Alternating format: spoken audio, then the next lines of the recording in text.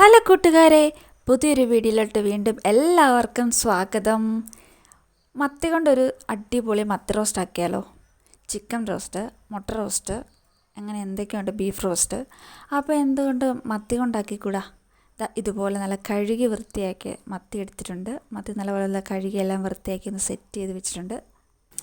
ഇനി അതിലേക്ക് ഇതുപോലെ ഇഞ്ചിയും വെളുത്തുള്ളിയും ഉപ്പും മുളക് പൊടിയും മഞ്ഞൾപ്പൊടിയും കുരുമുളക് പൊടിയും കൂടി ഇട്ട് ഒന്ന് മിക്സാക്കിയ ഒരു മിക്സാണ്. അത് നല്ലപോലെ പേസ്റ്റാക്കിയിട്ട് ഇതുപോലെ നമ്മുടെ മീനിലോട്ടിട്ട് അത് നല്ലപോലെ ഒന്ന് ഇളക്കി യോജിപ്പിച്ച് ഒന്ന് സെറ്റാക്കാനായിട്ട് ഒരു 10 മിനിറ്റ് മാറ്റി വെക്കണം.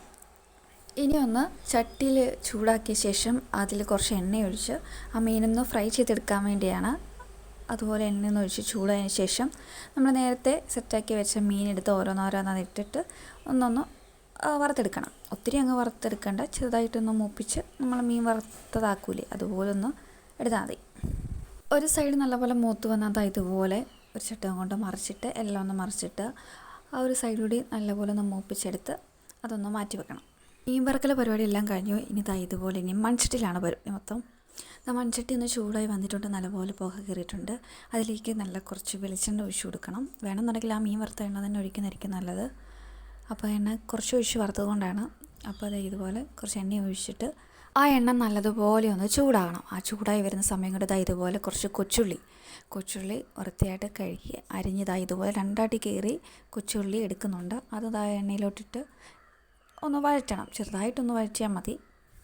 അതൊന്ന് വഴന്ന് വന്നാൽ ഇതുപോലെ ഇഞ്ചിയും വെളുത്തുള്ളിയും ചതച്ച് വെച്ചിട്ടുണ്ടായിരുന്ന അതും 2 പച്ചമുളക് കീറിയതും ഇട്ടിട്ട് ഒന്ന് ഇളക്കി കൊടുക്കണം. അപ്പോൾ ഇഞ്ചിയും പച്ചമുളകും കുഞ്ഞുള്ളിയും വെളുത്തുള്ളിയും എല്ലാം കൂടി നല്ലപോലെ ഒന്ന് വഴന്ന് ഒന്ന് മൂത്ത് വന്നിട്ടുണ്ട്.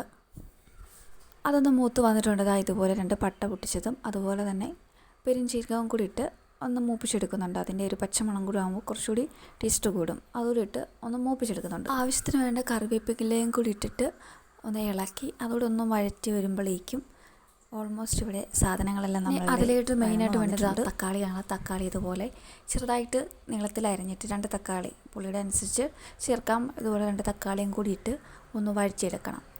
അപ്പോൾ തക്കാളിക്കും കൂടി ഇടുമ്പോഴേക്കും അതിന് കുറച്ചുകൂടി ടേസ്റ്റ്. എല്ലാം ഒന്ന് വഴന്ന് വന്ന ശേഷം അതിലേക്ക് കുറച്ച് മുളക് പൊടി ചേർക്കുന്നുണ്ട്.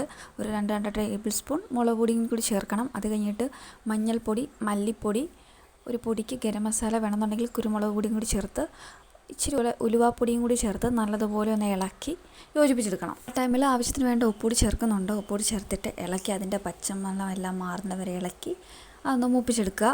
അതിലേക്ക് കുറച്ച് ചൂടുവെള്ളം കൂടി ഒഴിച്ചിട്ട് ഇതുപോലെ തിളപ്പിച്ച് ഒന്ന് കുറുക്കി വറ്റിച്ചെടുക്കണം. ഈ സമയത്ത് ഉപ്പ് നോക്കിയിട്ട് ഉപ്പ് പോരെന്നുണ്ടെങ്കിൽ കുറച്ച് ഉപ്പുപൊടി ചേർത്തിട്ട് എടുക്കാം. വേണമെന്നുണ്ടെങ്കിൽ തേങ്ങാപ്പാലോട് ചേർക്കുകയാണെങ്കിൽ അത്രയും ടേസ്റ്റ് കൂടുതലായിരിക്കും. ഞാനിവിടെ തേങ്ങാപ്പാലൊന്നും ചേർക്കുന്നില്ല. അതോടെ ഇട്ട് ഇതുപോലെ കുറുക്കി ഒന്ന് വന്ന ശേഷം നമ്മൾ മത്തി വറുത്ത് മാറ്റി വെച്ചിരിക്കുന്നത് ഓരോന്നായിട്ടിട്ട് ഒന്ന് ഇതിലൊന്ന് പൊതിഞ്ഞ് വെക്കണം. കാരണം ഒന്നുകൂടി മസാലകൾ കീറുമ്പോഴേക്കും മത്തിക്ക് ടേസ്റ്റ് കൊടുത്തേ ഉള്ളൂ. മത്തി വറുക്കുമ്പോൾ തന്നെ അപാര ടേസ്റ്റ് ആയിരിക്കും.